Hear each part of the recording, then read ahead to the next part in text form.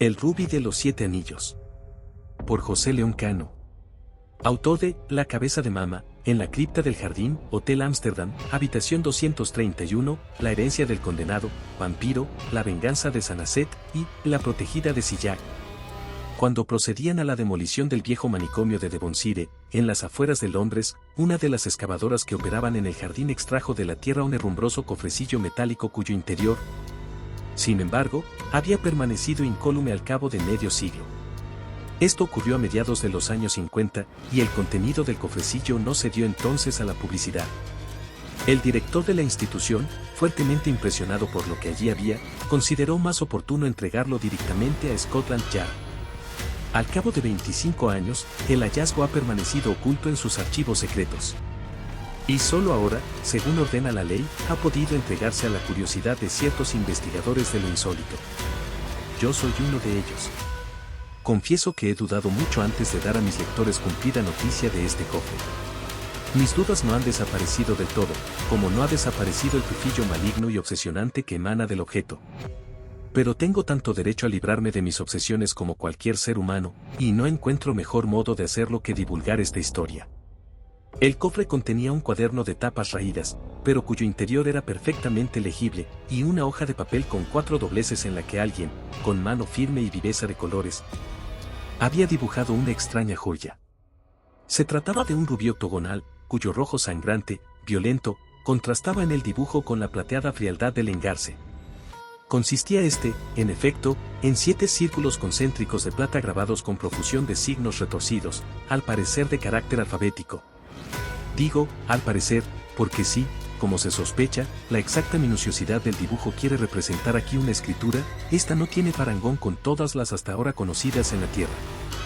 La representación gráfica desprende un aroma arcaico y tenebroso. Da la impresión de ser una joya de antigüedad inconcebible, tanto más por su ausencia de identidad con la orfebrería de cualquier civilización. Si se trata de la obra de un loco, cosa que dudo, después de haber leído el cuaderno manuscrito que se encontró junto al dibujo, hay que decir en su descargo que poseía una imaginación fuera de lo común y una capacidad extraordinaria para representar, con toda la fuerza de la realidad, un objeto imaginario. Tengo la impresión, rayana en el convencimiento total, de que la joya no era imaginaria.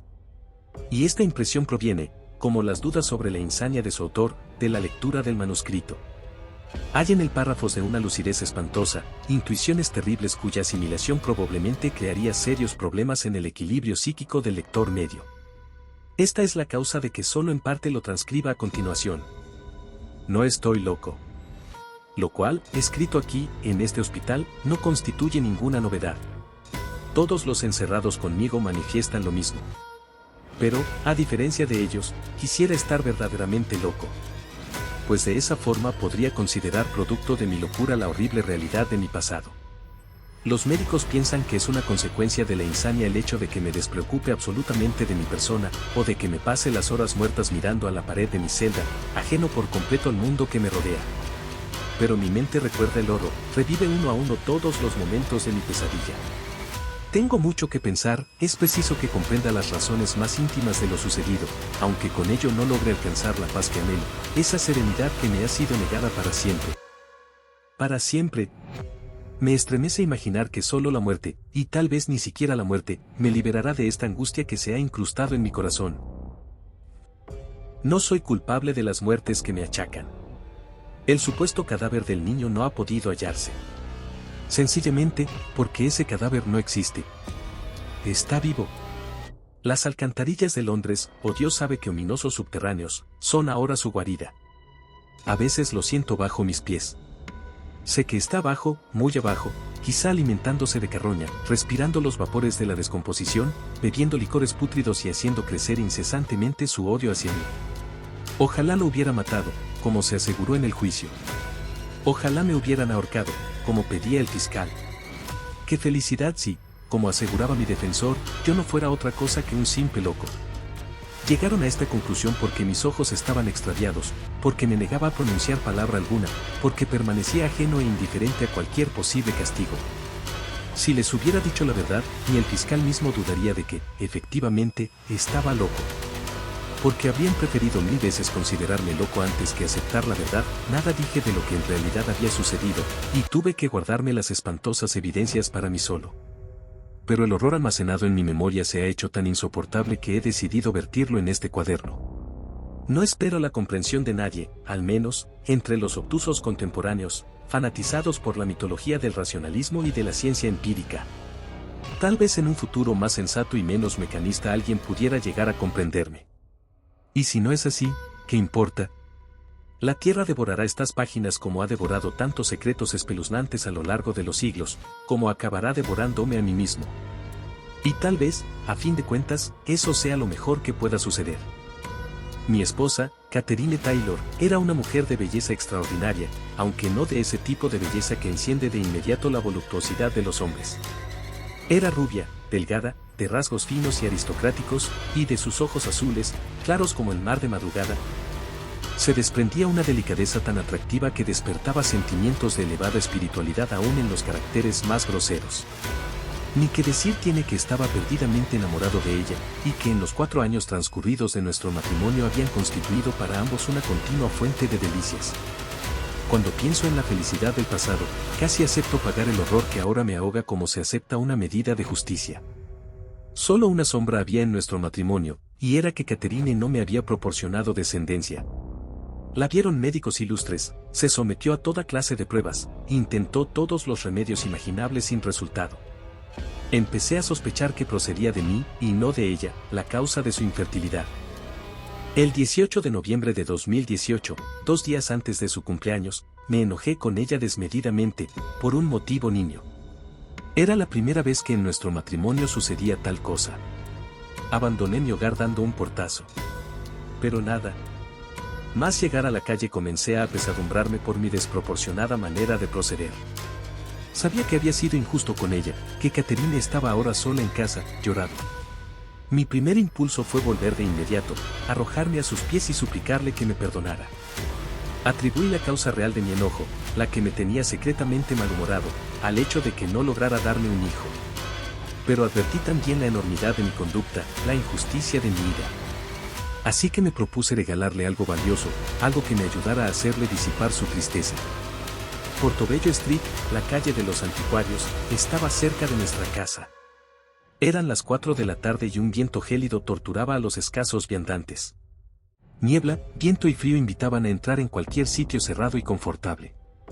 Lo era la primera tienda de anticuario con que me tropecé, a pesar de su estrechez, escasa iluminación y tortuosas escaleras que era preciso descender para llegar al pequeño mostrador.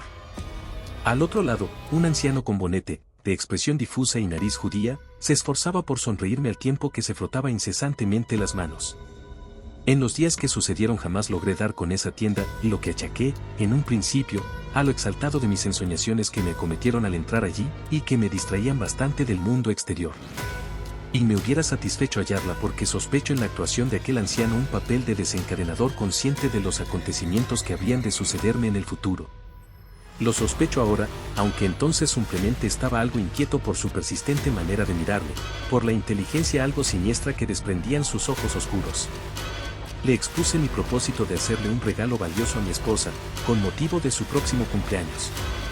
«Tengo lo que usted necesita», dijo, y de inmediato puso en el mostrador, sobre un trozo de terciopelo verde, el rubí de los 7 anillos.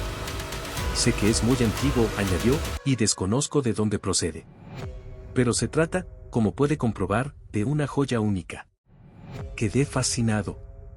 No soy un entendido en piedras preciosas, pero aquel colgante emanaba un fulgor de belleza indescriptible. Si mis dedos no hubieran comprobado la frialdad del cristal hubiera jurado que se trataba de un ser vivo, cálido y sensible, o de un fuego minúsculo de incesante radiación. Era, evidentemente, el regalo perfecto, según sugería la poco agraciada voz del anciano. Le pedí explicación sobre la significación de los signos concéntricos que rodeaban la piedra y fingió ignorarlas, si bien creí advertir en su expresión el intento de borrar un gesto maligno.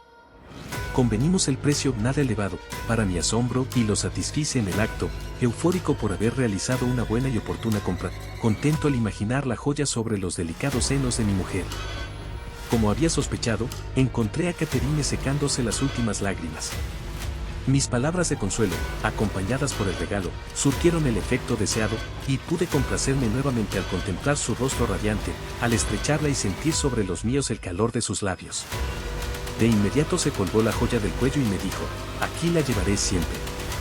Solo me desprenderé de ella si volviéramos a enfadarnos. Le aseguré que, en ese caso, la joya le acompañaría hasta la tumba. Como me maldigo ahora por haber pronunciado esas palabras.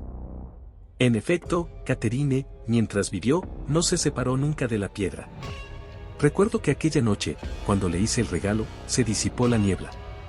Había luna llena y, según mi costumbre, la contemplaba absorto desde los ventanales del salón.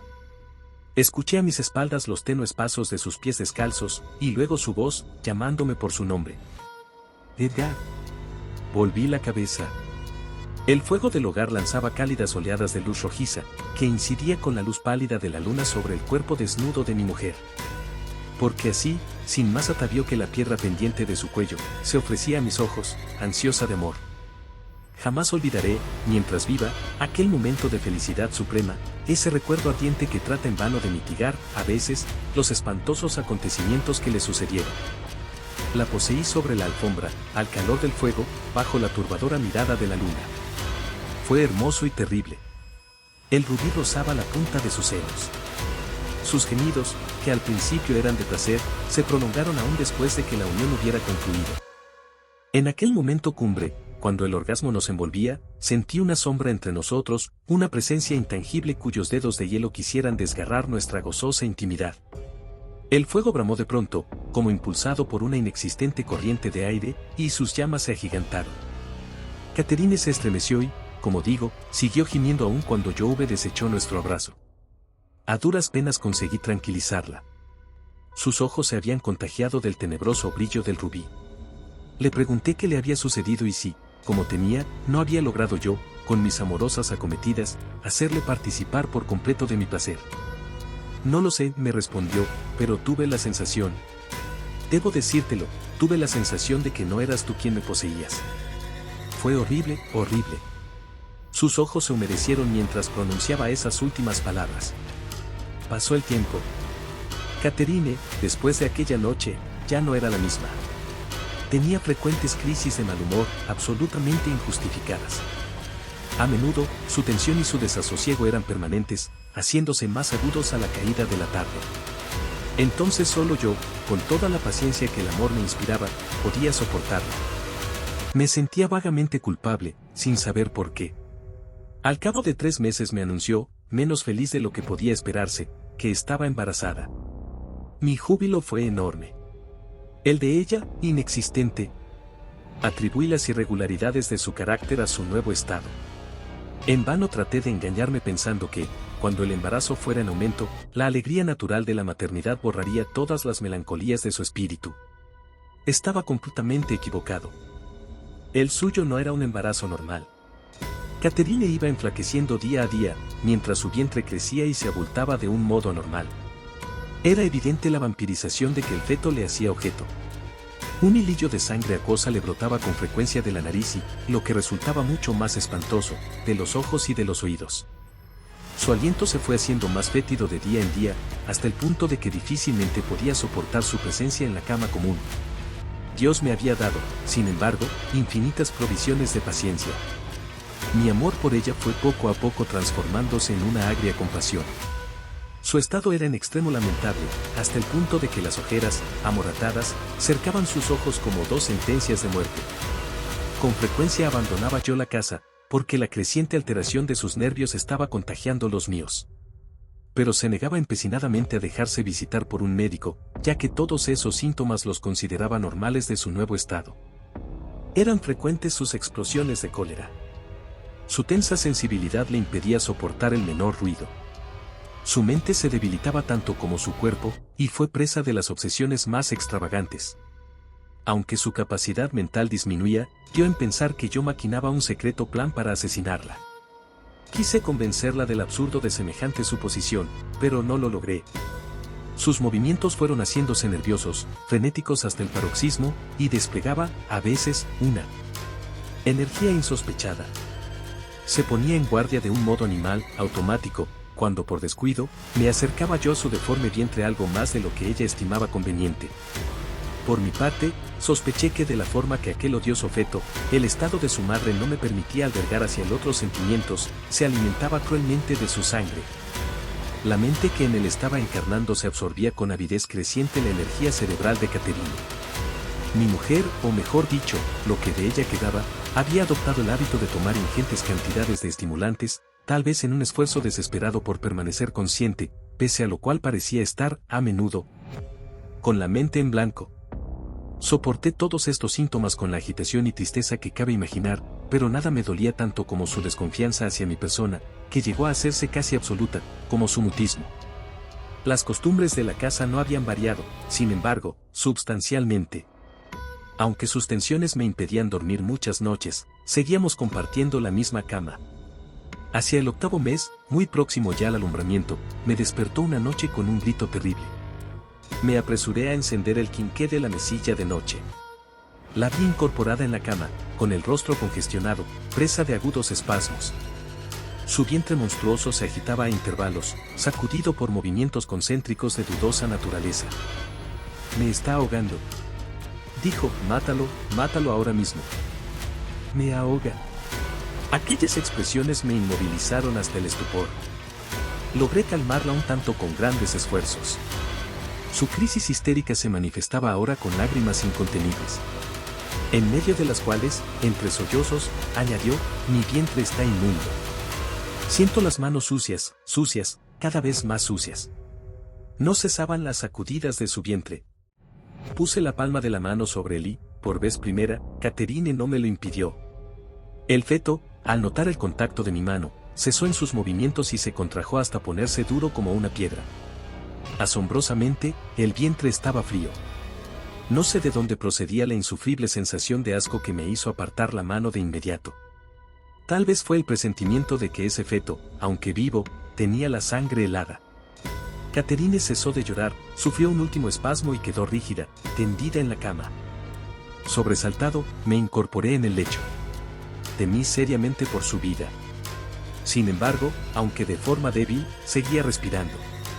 Y su vientre, antes duro y contraído, se mostraba ahora blando y móvil, en contraste con la rigidez general de su cabeza, pecho y miembros. Comencé a vestirme apresuradamente, para llamar a un médico, pero no tardó Caterine en recobrar el sentido. Al cabo de un minuto, estremeciéndose, me aseguró que tenía mucho frío. Sentí por ella una honda compasión. La arropé con la manta y fui a estrecharla entre mis brazos, pero me rechazó. «No me toques», dijo. «Estoy maldita». «Maldita». 3 días después llegó el momento horrible del alumbramiento. Caterine me lo anunció, pálida como un papel, con el rostro helado, la respiración afanosa y todo su ser temblando por los efectos de una oscura premonición. Descubrí en el fondo de sus ojos algunos restos resplandecientes de la antigua Caterine y me conmoví hasta los tuétanos, porque yo también intuía que su fin estaba próximo.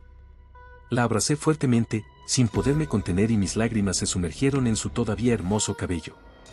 Pero el feto, al sentir mi contacto, se retorció en el flácido y abultado vientre y Caterine, lanzado un grito de dolor, cayó desmayada. La deposité sobre la cama. Su corazón latía aceleradamente. Sus ojos giraban sin cesar, con movimientos desacompasados. Su aliento era más fétido que nunca. Salí de casa corriendo, en busca de la comadrona. Al regresar con ella, Caterine gritaba, desde la alcoba, como una poseída. Subimos las escaleras lo más rápido que nos fue posible. La encontramos aullando, retorciéndose entre las sábanas. No me creí con fuerzas para asistir al alumbramiento, y no sé cómo pude resistir hasta el final. Mi cuerpo estaba tenso, mi mente inquieta, mi corazón sobresaltado por un tenebroso sentimiento que me mantenía paralizado, a los pies de la cama, desde las primeras contracciones de Caterine. Por el ensangrentado útero asomó una pequeña mano. La comadrona cruzó conmigo una mirada significativa. El parto no se presentaba para nada bien. Mi mujer, continuamente sacudida por espasmos dolorosos, no tenía ya fuerzas ni para gemir y permanecía semi-inconsciente.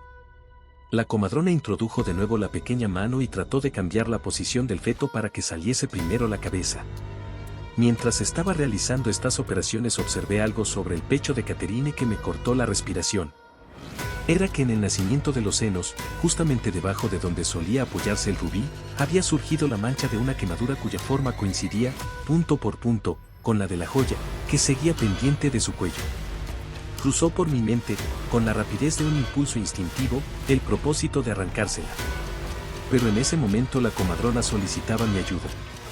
Quería que yo sujetase, firmemente abiertas, las piernas de mi mujer, mientras ella trataba de extraer la cabeza. Me aferré a las pantorrillas de Caterine conteniendo sus convulsos temblores. Desde mi posición podía observar perfectamente la salida del feto. Mi mano tiembla, como temblaban las pantorrillas de Caterine, al recordar lo que vi. Su cráneo era anormalmente grande, de color amarillento y desprovisto de pelo como la cabeza de un anciano. Me negaba a aceptar que semejante engendro pudiera ser mi hijo, y eso fue lo primero que pensé al ver la arrugada piel del cráneo, sus orejas membranosas. Pero nada me inquietó tanto como ver su rostro renegrido y tembloroso, sus ojos abiertos, su boca llena de diminutos y puntiagudos dientecillos. Adiviné que la comadrona trataba de contener un grito de asco y horror. Por mi parte, estaba tan fascinado ante el insólito espectáculo del recién nacido que no me di cuenta, en aquellos momentos, de que las piernas de Caterine habían dejado de temblar. Creo que murió momentos antes de que la comadrona cortara el cordón umbilical. Tras la tensión acumulada, aquella horrible escena me hizo perder el conocimiento. No lo recobré enteramente sino 5 días después, gracias a la solicitud de mi hermana Lucille, que vino a cuidar de mí y del engendro nada más enterarse de lo sucedido. Pasé esos 5 días enferrecido, asaltado por multitud de pesadillas, negándome a salir de la cama para enfrentarme con la realidad, mucho más espantosa, entonces para mí, que todas esas pesadillas. Lucille, mostrando una entereza de ánimo que yo mismo estaba muy lejos de poseer, se ocupó también del entierro de Caterine y de hacer que, en la medida de lo posible, el ritmo de la casa regresara a los cauces de la normalidad. Consentía salir de la cama pero me negué a ver a mi presunto hijo. Lucille hacía el papel de madre a la perfección, aunque su extraño aspecto le inquietara y los múltiples dientes de la criatura le produjeran un cierto temor. Pronto se dejaron sentir las huellas de esos dientes en el biberón con que lo alimentaba. Por intermedio de Lucille llegué a conocer algunas otras particularidades de aquel ser que, a los pocos días de su nacimiento, empezaba a demostrar un apetito insaciable y una movilidad absolutamente desproporcionada para su edad. No dormía nunca, pero semejante circunstancia no parecía afectar para nada a su fisiología. Sus cortas y velludas piernas se fortalecieron pronto lo bastante como para poder soportar el peso del cuerpo. Tenía las manos pequeñas y delicadas, pero sus brazos eran igualmente robustos y velludos. El vientre, fuerte pero abultado en exceso, daba muestras de la incipiente capacidad de su estómago. Al cabo de una semana, la leche resultó insuficiente para alimentarlo y Lucille probó, con éxito, ofrecerle alimentos sólidos, que aquel raro organismo devoraba a satisfacción. Mordisqueaba y engullía la carne con especial avidez. Eran, sin embargo, sus ojos, lo que más inquietaba a Lucille. Tan claros que apenas si se distinguían de la córnea. Parecían los ojos de esos ciegos atacados de tracoma, pero veía perfectamente. A menudo permanecía quieto como una estatua de sí mismo, pero reaccionaba con extraordinaria celeridad al menor estímulo exterior.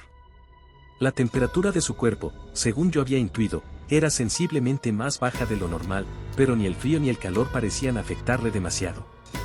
Solo la infinita compasión de Lucille, la gran bondad de su corazón podían hacerle medianamente llevadero el cuidado de semejante bestia que permaneció oculta, por expreso deseo mío, a la vista de familiares y curiosos. Lucille comenzó tomando su ingrata tarea con apasionamiento, pero al cabo de 15 días le resultó difícilmente soportable.